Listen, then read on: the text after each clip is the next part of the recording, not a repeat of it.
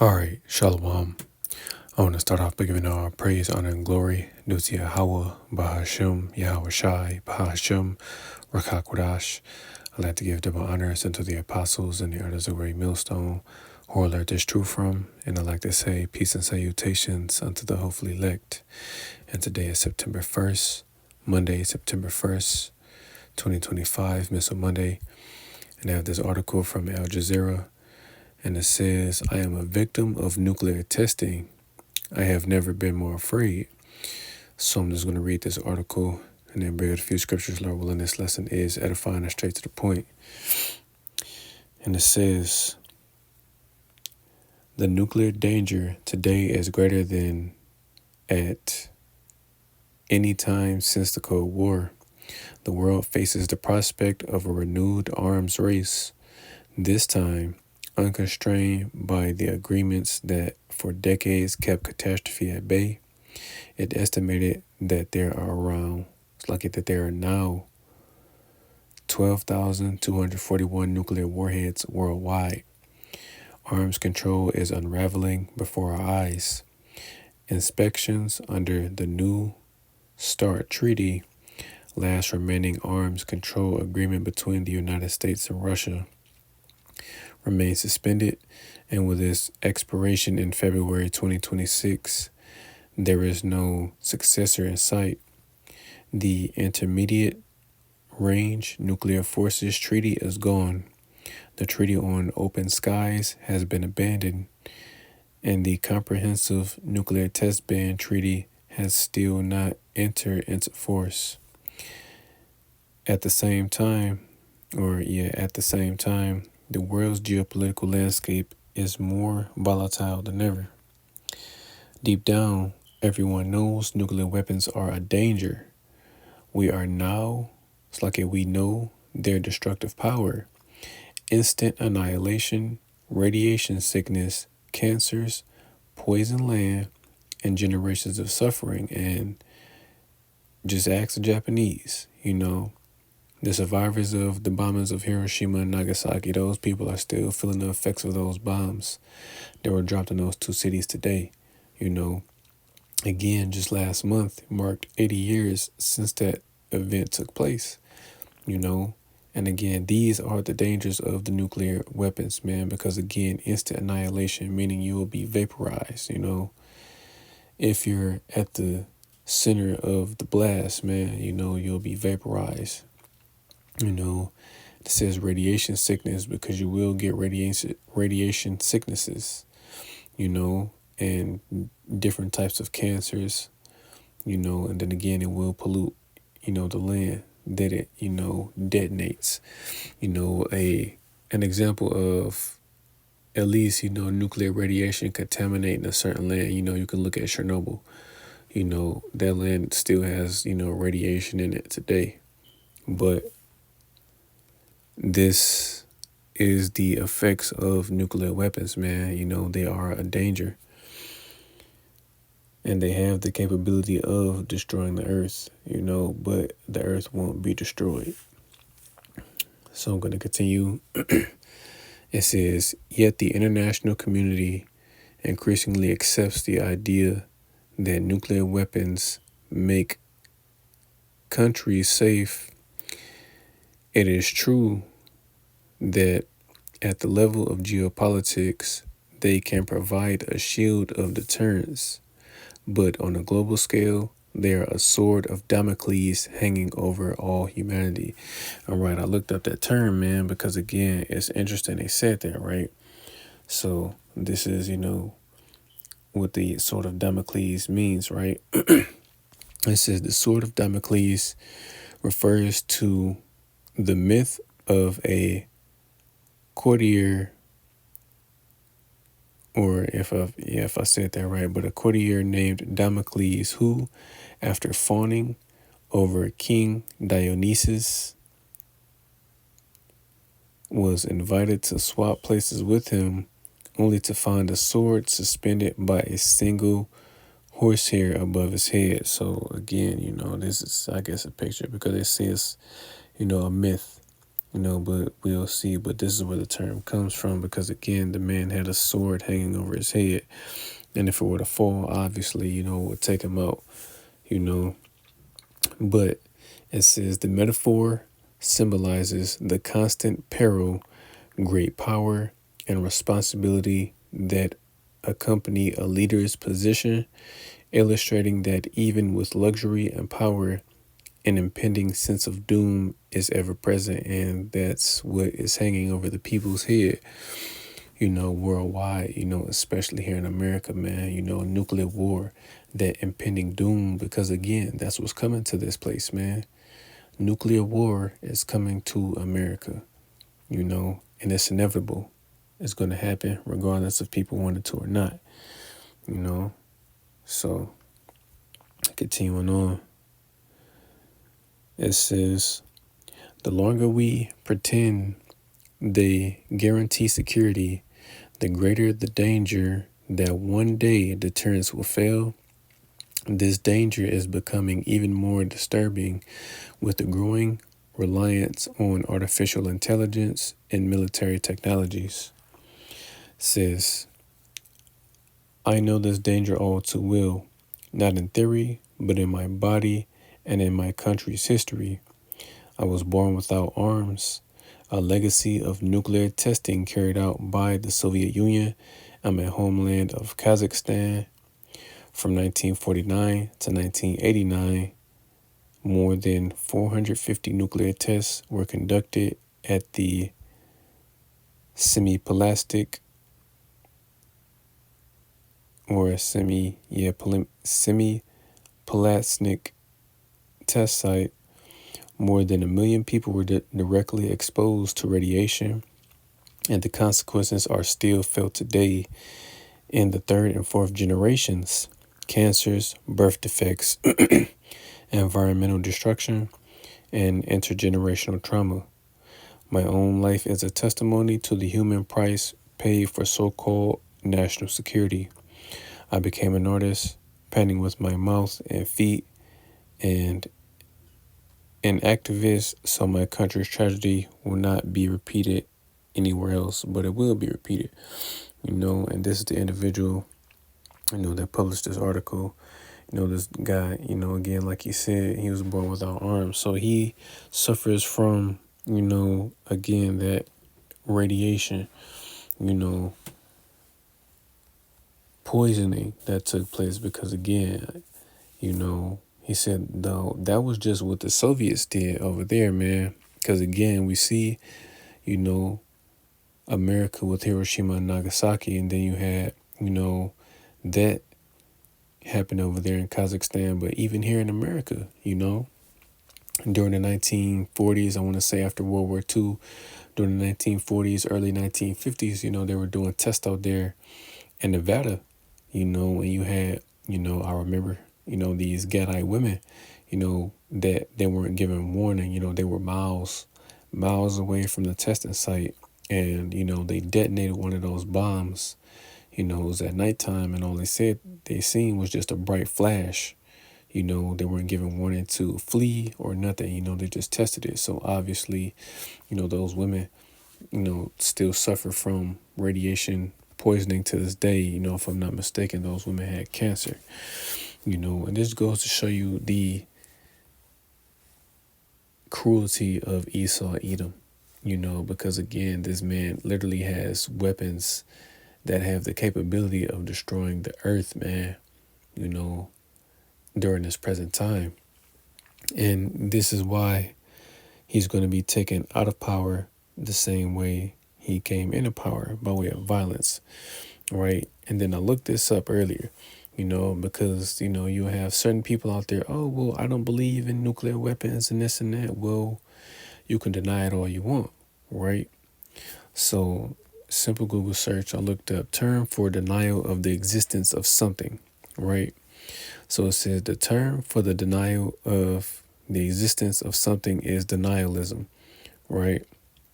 And it says denialism refers to the systematic rejection of reality, truth, or validity, often despite clear evidence.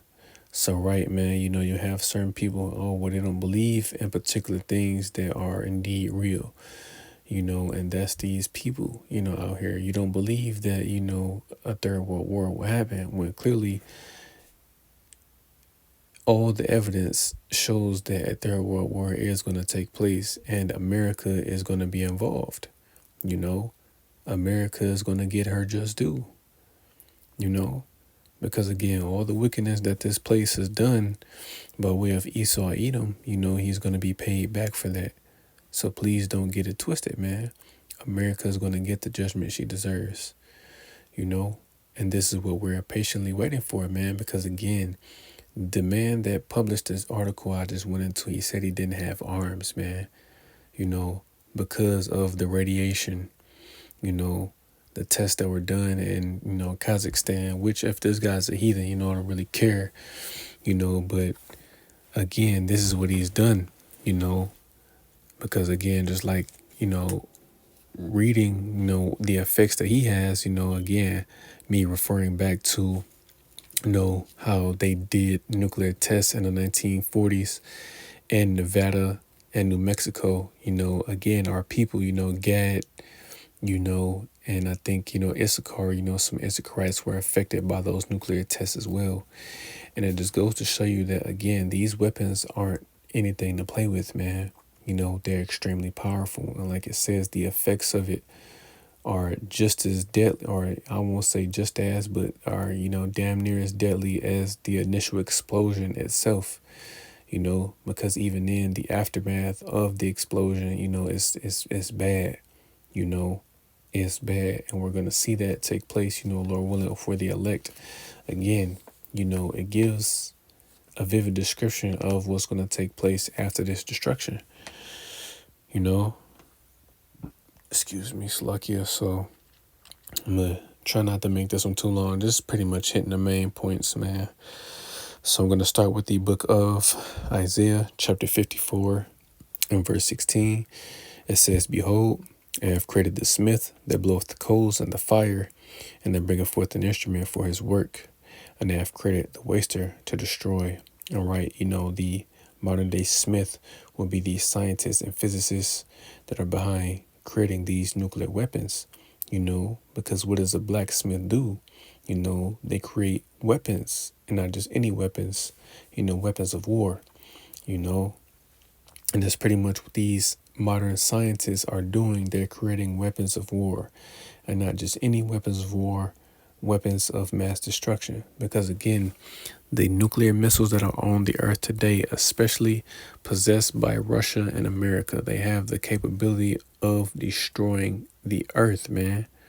And this isn't just some made up, shit.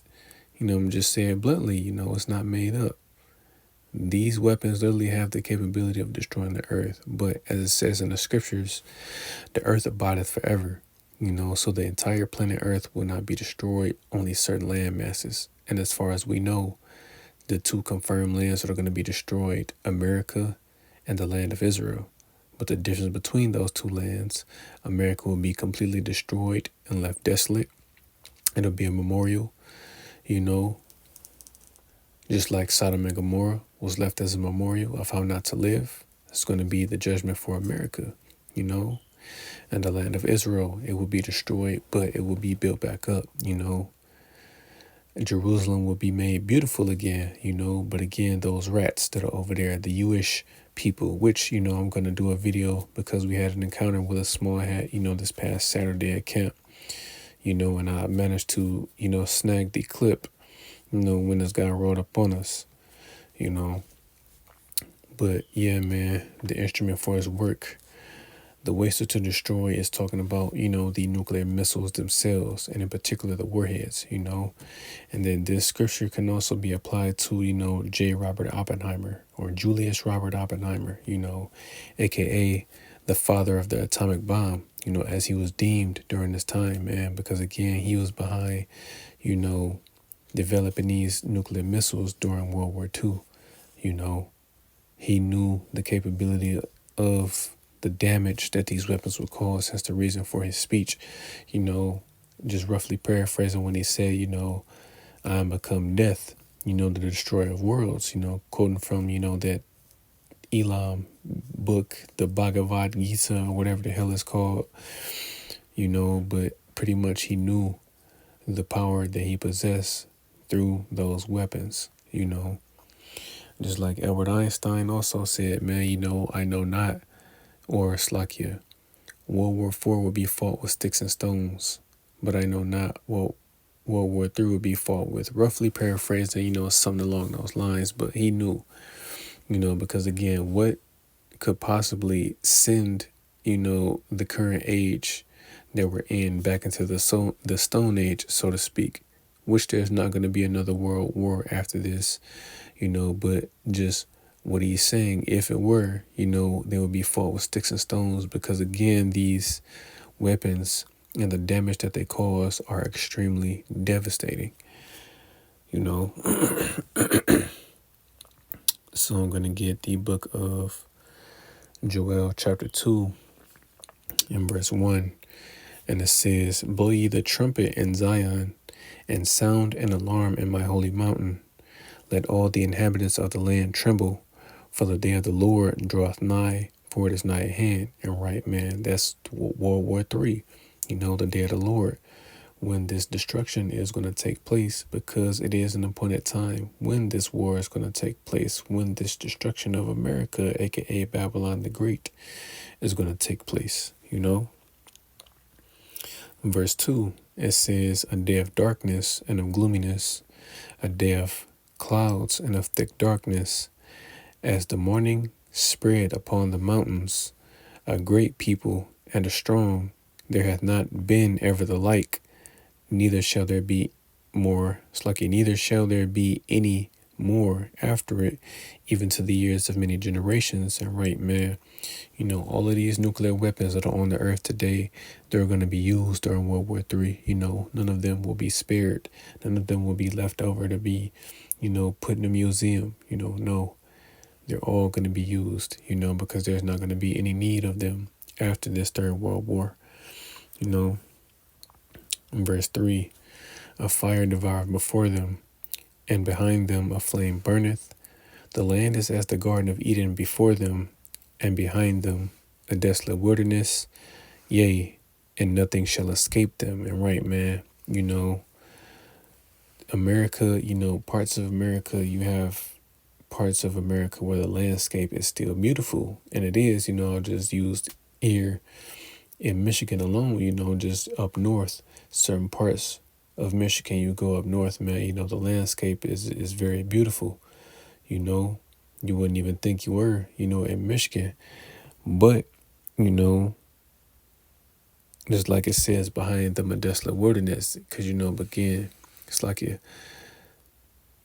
certain parts of America is still beautiful, but once those missiles launch and detonate, this place is going to be desolate, and also because this place has not seen war, it's not been invaded, by any other nation, So again, man, this landscape is beautiful, but it's going to be left desolate, And just like it says, nothing shall escape them, because the only thing or the only people that are going to be able to escape this are the elect of the nation of Israel.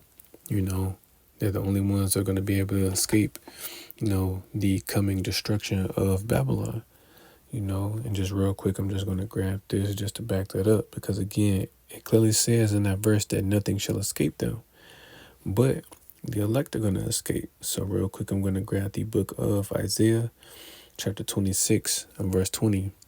And it says, come, my people, enter thou into thy chambers, and shut thy doors about thee. Hide thyself as it were for a little moment, until the indignation be overpassed. And what's that talking about? The day of the Lord, man. World War III. This is what it's talking about. The elect are going to be able to escape this, But for everyone else, there is no escape. You're going to be destroyed here. Because again, that's the judgment for this place. That's what America is destined for, destruction. And this is what we're patiently waiting for, man. For this place to be destroyed. And there's so much evidence and reason why, this place has to go. Just one reason alone is because of the alphabet, community. You know, they clearly didn't learn from ancient Sodom and Gomorrah about, doing those practices. So again, it's going to get that same judgment, but it's going to be way worse, you know. So I'm going to grab a couple more and that'll be it. I'm going to get the book of Malachi, chapter 4, and verse 1. It says, "For behold, the day of the Lord," "For behold, the day cometh that shall burn as an oven, and all the proud, yea, and all that do wickedly shall be stubble, and the day that cometh shall burn them up, saith the Lord of hosts, that it shall leave them neither root nor branch." And right, what's the day that's coming that shall burn as an oven? World War III, aka the day of the Lord, man. Because again, it's going to be extremely hot, man. Because you clearly seen in the article that I brought out, they said there are about 12,000, 241 warheads that are on the earth today collectively. Because again, the two nations that possess the most nuclear weapons are Russia and America. And in between those two nations, Russia has more than America. And this isn't just me making this up, man. It's factual. You can look it up. Both nations have about, over 5,000, or so nuclear missiles or warheads in particular. But Russia possesses more. Why? Because on a small scale, Russia is going to take down America, But as we know, our Lord Yahweh Shai, along with the angels and the missiles, are going to take down America, aka Babylon the Great. That's what this place is getting ready to experience, fire, that great fire, because like it says in Revelation, the 18th chapter, it's only going to take the Lord one day. It's like, not one day, 1 hour to destroy this place, man. 1 hour is all it's going to take. And Lord willing, we be of the elect to be found worthy to escape this coming destruction. So I'm going to get the book of Revelation chapter 7 and verse 1. And it says, "And after these things I saw 4 angels standing on the 4 corners of the earth, holding the 4 winds of the earth, that the wind should not blow on the earth, nor on the sea, nor on any tree. And these are 4 little angels holding back the 4 winds, which the 4 winds represent the destruction that's coming, World War III, if you will." Verse 2, and it says, "And I saw another angel ascending from the east, having the seal of the living power. And he cried with a loud voice to the 4 angels to whom it was given to hurt the earth and the sea, saying, Hurt not the earth, neither the sea, nor the trees, till we have sealed the servants of our power in their foreheads." And right, this destruction isn't going to come until, the last couple prophecies, the major one being the fulfillment of Revelation chapter 13, verse 16 to 18. The mass implementation of the mark of the beast, which is the RFID microchip. That prophecy has to come to pass. The prophecy of Jacob's trouble, all hell breaking loose, coming to pass. In reality, the elect fully being sealed, then that's when his destruction is going to take place, So I'm going to end it with this. This is the book of Slakia. It's the book of Revelation. It's the book of Revelation, chapter 9, and verse 15. It says, "And the 4 angels were loosed, which were prepared for an hour, and a day, and a month, and a year, for to slay the third part of men." And right, man, there's a particular hour, day, month, and year when this destruction is going to take place. There's a set time when it's going to take place. And it says, "For to slay the third part of men," because you have 3 classes of men on the earth. You have the sons of God, which today are the biblical Israelites, you so-called Negroes, Latinos, and Native Americans, the tribe of Judah, all the way down to the tribe of Issachar. You have the sons of men, which are, the different heathen nations. And you have the sons of the wicked, which are the Edomites, the so-called white man, if you will. or the white nation or white race. That's who this destruction is for. It's for Esau, man, you Edomites, but you will have 2/3 of the nation of Israel that are going to get caught up in this destruction. And, some heathens are going to get caught up in it as well, and it's not going to be a quick death either. Actually, I'm going to end it with this. It's not going to be quick. It's going to be slow and horrible. This is why we hope to be found worthy to escape this. So I'm going to end it with the book of Zechariah, chapter 14, and verse 12. And this is the plague wherewith the Lord will smite all the people that have fought against Jerusalem. Their flesh shall consume away while they stand upon their feet, and their eyes shall consume away in their holes, and their tongue shall consume away in their mouth. And this is giving a very, very vivid description of someone that's being burned alive, man, that is being, melted, because again, just like it says in Malachi, the day that cometh shall burn as an oven. And just like in, 2 Peter, 3, that day, that fervent heat, man, the day is coming. It's not going to be a quick death, man. That is going to be a slow, horrible death, which, we, and when I say we, I mean I myself and all the true, sincere men that are out there laboring, I pray that we are found worthy to escape this destruction, man, because this verse alone, I speak for myself when I say this verse scares me, man. And it does, because again, I always think back to the scene from the Terminator 2 where Sarah Connor had the dream where she was destroyed by nuclear fire, man. That's what that scripture is describing, man. Being melted while you stand upon your feet, and there's nothing you can do. There's no escape, as it said in Joel 2, man. Unless you're one of the elect, you're not going to be able to escape if you make it up until that point, man. So this is why we do this, because we fear the Lord, man, and we hoped to be found worthy to escape the Lord's wrath, because that's ultimately what it is. The Lord's wrath, being poured out upon this place, Babylon, upon Esau, Edom, the heathen nations, and 2/3, man. So Lord willing, this lesson was edifying. I want to give all praise, honor, and glory due to Yahweh, Bahashem, Yahweh Shai, Bahashem, Rakakwadash. I'd like to give double honors unto the apostles and the elders of Great Millstone, who are let this truth from. And I'd like to say peace and salutations unto the hopefully elect. Till next time I say, Shalom.